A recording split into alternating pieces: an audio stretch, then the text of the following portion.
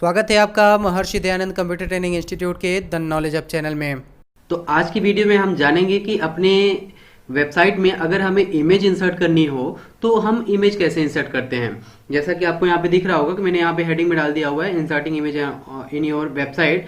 तो इससे आपको पता चलेगा कि आपको क्या करना है। जैसे कि यहाँ पे मैं रिफ्रेश करता हूँ तो inserting image in your website आपको शो हो रहा है, लेकिन अगर आपको इसके नीचे जस्ट नीचे एक इमेज शो करनी हो तो कहाँ पे होगा।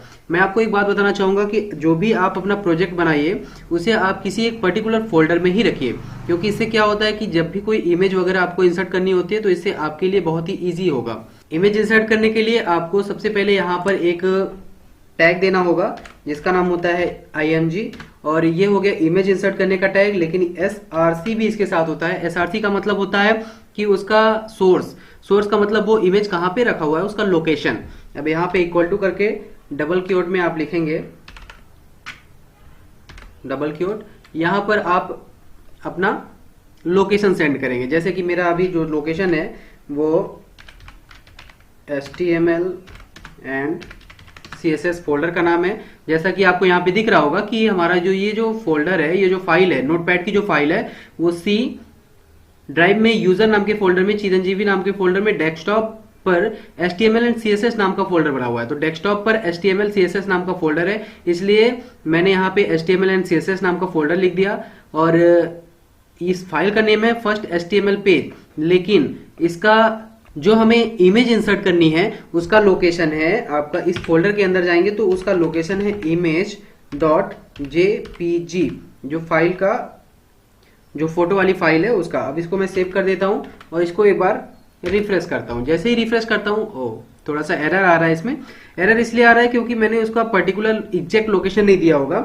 लेकिन अगर आपको कभी भी ऐसी दिक्कत आए तो अब आपने करना क्या है, सिंपली अगर ऐसी कभी भी दिक्कत आए तो आपको जहां पे आपका फाइल रखा हुआ है, जैसे कि ये देखिए HTML डेस्कटॉप पे हमारी ये डेस्कटॉप पे फाइल रखी हुई है HTML एंड CSS नाम की, इस पे डबल क्लिक करिए और डबल क्लिक करने के बाद आपका जो भी इमेज हो उसको एक बार क्लिक करके, सिंगल क्लिक करके, राइट बटन क्लिक करके आप प्रॉपर्टीज में चले जाइए।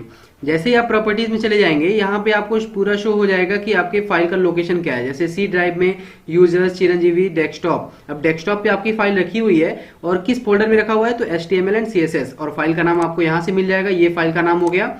और फाइल का टाइप जो होता है वो देना सबसे मस्ट होता है। अगर आप फाइल का टाइप का जो एक्सटेंशन नेम होता है वो आप नहीं देते हो तो आपका जो भी इमेज है या फिर जो भी आप वीडियोस अपने वेबसाइट के अंदर डालना चाहते हो वो प्ले नहीं हो पाएगा।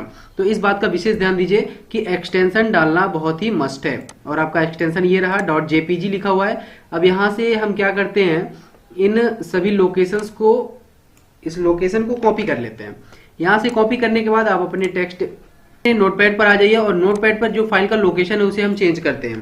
चेंज करने के बाद जो हमने कॉपी किया था उसे यहाँ से पेस्ट कर लेते हैं और स्लैश देकर फाइल का नेम क्या था, इमेज डॉट, अब यहाँ पे एक्सटेंशन देना है जेपीजी आपको दे देना है। ध्यान रहे कि ये जो आपका स्लैश है इस तरीके का होना चाहिए।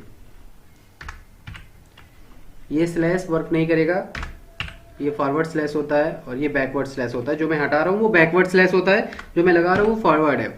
अगर आप बैकवर्ड लगाएंगे तो वो पीछे की तरफ जाएगा, तो आपको पीछे नहीं, आपको आगे जाना है। ओके, तो यहां से आपको सेव करना है। इसको सेव करने के बाद अपने ब्राउजर को अब आप रिफ्रेश करेंगे।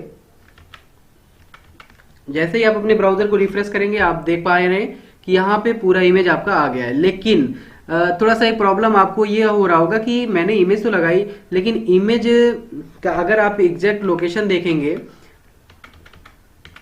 इमेज को अगर आप देखेंगे तो इमेज, मैंने ये इमेज लगाई हुई है और ये इमेज उतनी बड़ी नहीं है जितनी बड़ी आपको अपने वेब ब्राउजर में दिख रही है। तो इसके लिए आपको क्या करना होगा, जैसे कि ये देखिए आपका वेब ब्राउजर ये रहा, तो इमेज काफी बड़ी शो हो रही है। तो HTML में क्या करना होगा आपको, इसके लिए भी एक टैग होता है, एक आर्ग्यूमेंट होता है। आप नोटपैड में जाइए और जहां पे आपने लोकेशन दिया हुआ है डबल इन्वर्टेड कॉमा के बाद में स्पेस देकर आपको एक और आर्गुमेंट लिखना है। इसमें लिखना है हाइट, HEIGST, हाइट लिखकर आपने डबल इन्वर्टेड कॉमा में फिर से कितना, सपोज दैट मैं करता हूं यहाँ पे 250 इसकी हाइट दे देता हूं और विड्थ दे देता हूं, चौड़ाई इसकी चौड़ाई को भी आप मेंशन कर सकते हैं। यहाँ पर आपके अकॉर्डिंग, यूजर के अकॉर्डिंग यहाँ पे फिक्स कर दिया जाएगा कि वो इमेज कितनी रखनी है, कितनी चौड़ी होगी। चलिए इसको मैं 200 कर देता हूँ और इसके बाद अब इसको सेव करता हूँ और यहाँ से आके फिर से रिफ्रेश करता हूँ। जैसे ही मैं रिफ्रेश करूंगा आप देख पा रहे होंगे कि जो इमेज थी साइज फिक्स की हुई थी ये यहाँ पे उसी साइज में आकर शो हो रहा है।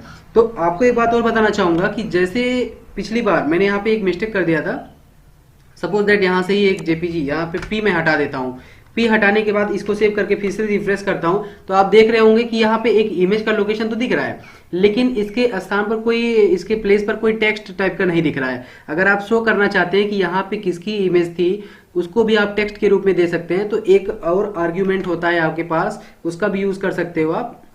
जैसे मैं अभी इसको रहने देता हूँ फॉल्टी, और यहाँ पे एक और आर्गुमेंट होता है ऑल्ट करके, ऑल्ट करके भी एक आर्गुमेंट आप दे सकते हैं और इसमें यहाँ पर स्पेस रहेगा आपका और ऑल्ट के बाद आपको डबल इन्वर्टेड कामा में वो टेक्स्ट लिख देना है। जैसे कि मैं, चूंकि ये मेरा ही फोटो है इसलिए मैं अपना नाम ही लिख देता हूँ। यहाँ पे आपका जो भी टेक्स्ट दोगे आप, अगर बाय डिफॉल्ट इमेज शो नहीं होती है तो ये टेक्स्ट आपका वहां पे शो हो जाएगा। अब इसको सेव करके आप एक बार फिर से रन करिए। रन करने के लिए आप यहां से भी जा सकते हैं। देखिए अभी मैंने क्या किया था कि यहां पर जो इमेज था वो शो नहीं हो रहा था। यहाँ पे चूंकि मैंने गलती क्या की है, गलती मैंने ये किया है कि जो इसका एक्सटेंशन नेम होता है, जैसे कि यहाँ पे जेपीजी था लेकिन मैंने इसे जेजी ही रखा है, इसलिए यहाँ पे इमेज की लोकेशन में गलती होने के कारण, एरर होने के कारण यहाँ पर हमें इमेज शो नहीं हो रहा है। उसकी जगह पे जो हमने ऑल्ट में टेक्स्ट दिया हुआ था वो शो हो जा रहा है, चिरंजीवी पांडे। इसलिए कभी भी मैं आपसे एक रिक्वेस्ट करूंगा, जब भी आप वेबसाइट डेवलपमेंट करें, इमेज कोई भी शो करते हैं आप, तो वहां पे ऑल्ट करके उसकी लोकेशन को जरूर बनाइए। क्यों? क्योंकि जब आप आगे की कोडिंग करोगे तो उसमें एक आध बार कभी कभी क्या होता है कि एरर मैसेज शो हो जाता है और उस एरर मैसेज से बचने के लिए आपका यहाँ पे ये चीजें मस्ट होती है। तो इसलिए आप ऑल्ट का यूज करिए। ऑल्ट का यूज करने के बाद अब यहाँ पे मैं पी इंसर्ट कर देता हूँ और इसे सेव करके फिर से मैं रिफ्रेश करता हूँ तो आप देख पा रहे होंगे जैसे ही रिफ्रेश किया मैंने वो इमेज यहाँ पे शो हो जा रही है। तो आज की वीडियो में इतना ही। आगे हमारे साथ बने रहने के लिए आप लोगों का बहुत बहुत धन्यवाद।